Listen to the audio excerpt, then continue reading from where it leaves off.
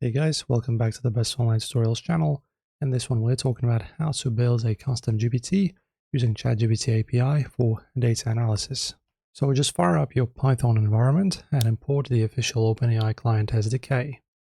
And of course, also initialize the client configuration wrapper using your system API key.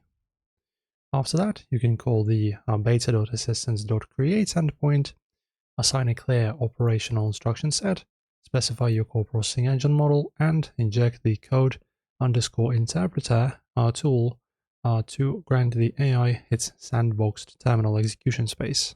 And guys, you can use this kind of Python code to get started. And also you can upload a raw dataset and trigger an automated analytical sweep.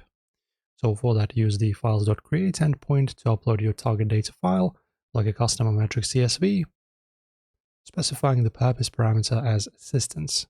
Then spawn a communication framework using threads create, and post your query statement in the thread layout and attach the uploaded file ID.